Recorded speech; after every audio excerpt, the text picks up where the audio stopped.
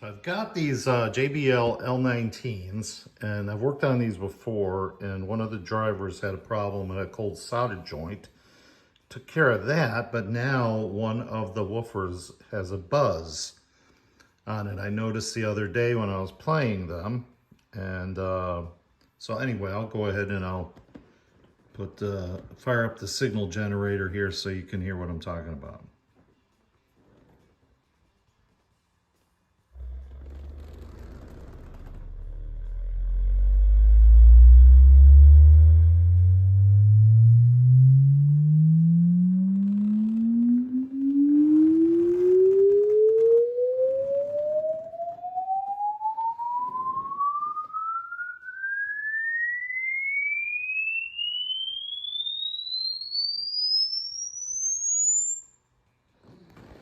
So anyway, the left one, up to when you get to about 100 hertz, 100 hertz and under, it has this this buzz, and I think that it's one of the wires that goes from where the terminal connects into the driver, into the cone.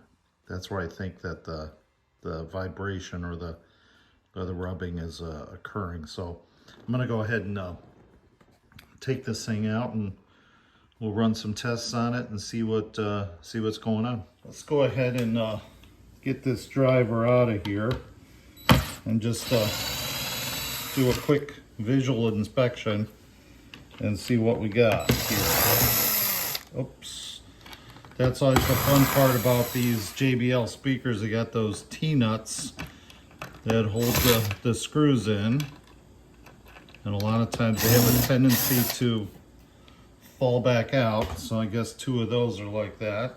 So I went ahead and flipped the speaker on its side and got one of the screws out, and what it is there's a machine T-nut on the back of this baffle that the screw goes into, but as the years go by, those, you know, if you take this in and out, screw and unscrew this, that T-nut is supposed to hold on the backside, but sometimes it loosens up. So two of these are loose on this one, and I'm sure there's a lot of different ways that people do this, but I basically take, well, this is the way I'm doing it this time, take my drill and get a knife underneath the screw,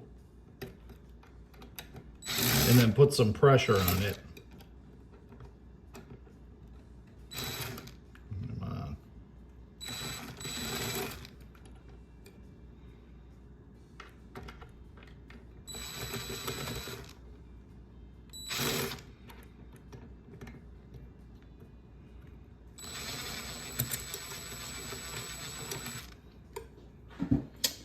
It should be a lot easier, but I'm not doing a good job here.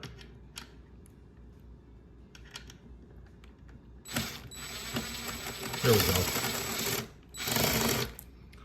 So that basically gets it started, and then, oh, that one's already out. Both of them are already out. So take these out, and that speaker will come right out, and those T-nuts are probably loose inside the cabinet. So I'm gonna take this out and disconnect it, and we'll see what's going on with it. I have the speaker out, and as I suspected, the T-nuts were, these little guys were sitting in the insulation.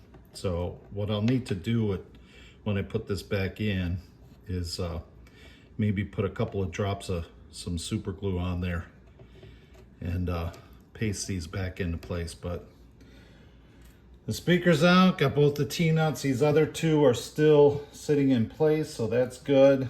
And it's just a matter of, it's nice the way JBL does this too. So there's only one way that these wires can go on, because one of them is basically a tab, and the other one is a connector that goes over a tab, male and female, and they're not the same, so you can't mess that up when you're doing this.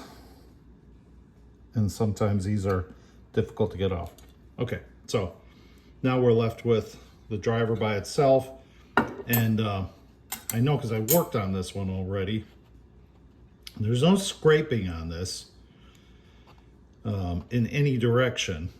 So I know it's got something to do, or my feeling is that it's got something to do with these wires inside here and vibrating on the cone. So we're going to try and what I'll do is I'm going to grab a Q-tip or like a toothpick, something like that, something to get in there, run that sound generator and push that wire in different ways where the sound or the vibrating stops.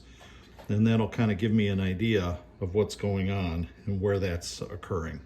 So unfortunately, my sound generator is in a storage unit and I didn't have a second phone to generate the sound and record at the same time. But anyway, so I went ahead and I ran it, and it appears that this lead that comes from this terminal and goes into the cone, at this point, it sounds like that's where the sound is coming from.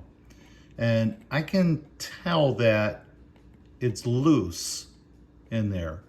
So I believe that putting a little glue on there and holding that lead, because when that cone moves up and down, it's rubbing on the wire, and that, I believe, is creating that buzzing sound. At least that's what I think it is. So, and I can tell that the hole is a little, I put a light on the opposite side. Well, I could see that there's a little play in there. So I'm gonna go ahead and drop some super glue on both of these. Just I have some thick CA glue, and I'll go ahead and hit it with the accelerator and see if that takes care of the rubbing. It should go ahead and I don't know how, but that through the years it must have somehow either the glue that was put on there wasn't put on properly, and that's completely possible. I mean, these are come out of a factory, so. But I'll dab it on both of them and we'll see how it sounds. Okay, so let's go ahead and, oh, I don't know if you can see this or not. Try to get in there, see if you can catch this. Where is it? There it is. I got some, I guess it's CA glue on here. I'm just gonna put it all around this connection point. Now I'll come around and do the other one and get both sides of this, and then let that adhere. Let's see. Okay, let's see it like that. Let that. I'll hit it with an accelerator. It'll dry up pretty quickly, and we'll give it another test and see how it. See if that took care of it. So I don't know if you've ever used this, and there's a lot of different types, but this is Bob Smith's Industries. It's called Maxicure, and it's thick CA glue, so it's not like water like you buy with regular CA glues, and so it'll stay put in a place. Actually, you could probably use gel CA glue, but this works really good. I've used it in a lot of all the time. You can tell the bottle is heavily used, and it's not the first bottle. But also, I got a little spray bottle of this accelerator, and you just take that and try to spritz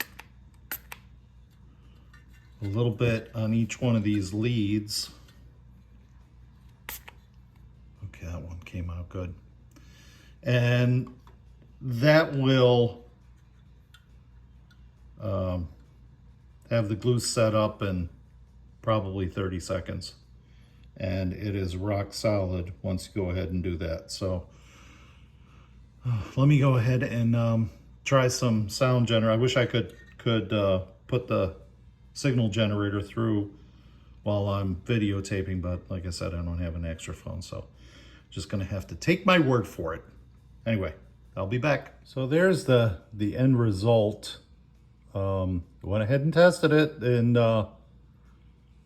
super happy it worked, because a lot of times this can devolve into pulling the whole thing apart and trying to figure out what's going on underneath the dust cover, but that worked. And I'm gonna go ahead and reassemble these, and hopefully then my better half will be home and I can use her phone to run the signal generator and record this so you can hear the end result of this. So anyway, worked.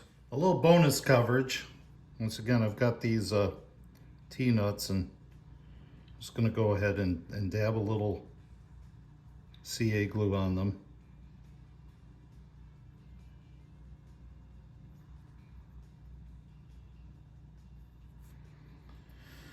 Then I'll take them show you how you do this. Trying to, ultimately I get these all over my fingers every time. Put that in place, get a screw. I should have been better ready for this. Okay, put a screw through here, get it into the T-nut.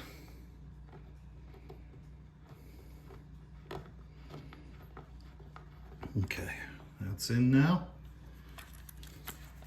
Tighten this thing up just using the screw. That'll tighten it back up into its place. And then gently take this out.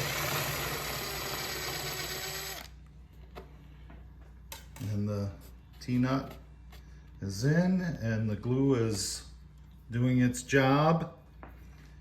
And now we won't have any more problems with that T-nut.